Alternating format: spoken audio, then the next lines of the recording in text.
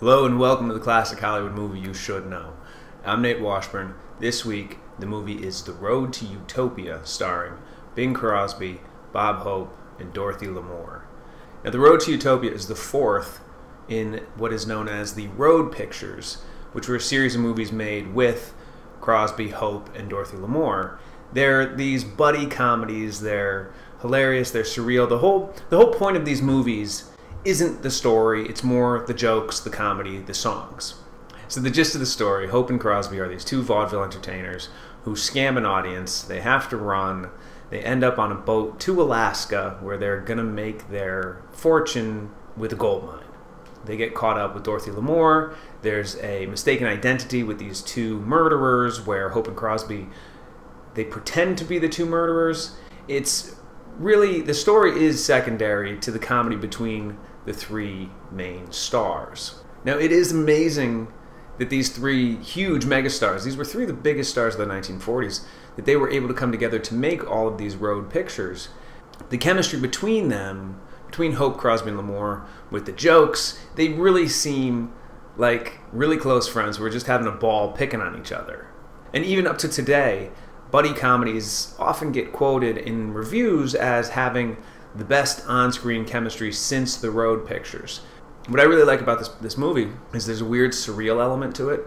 Robert Benchley, who was a humorist, he was part of the Algonquin Round Table, he was a writer, he shows up as a narrator.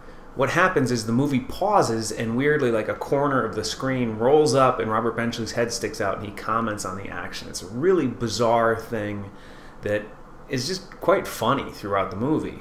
Now, another reason to watch these movies, Hope and Crosby, they do vaudeville routines. Vaudeville was the preeminent entertainment industry pre the movies. And in this movie, they do a routine to a song called Good Time Charlie. It's a vaudeville routine. These routines show up throughout the 7 movies. These are little sort of capsules of what vaudeville would have been like.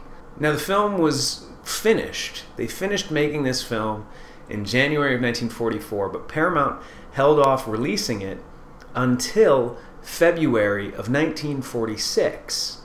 It was actually released in 1945 in the UK, but it wasn't released in the US until February of 1946 because Bing Crosby played a priest in the movie Going My Way. He won Best Actor. That film won Best Picture from 1944. So Paramount didn't want to compete with that movie.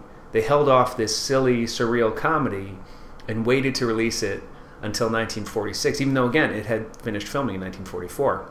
And this was a big, big hit for Paramount Pictures. It grossed over $4.5 million. It was the 9th highest grossing film of 1946. Again, these three stars are huge at this point. It received 1 Oscar nomination, Best Original Screenplay, didn't win.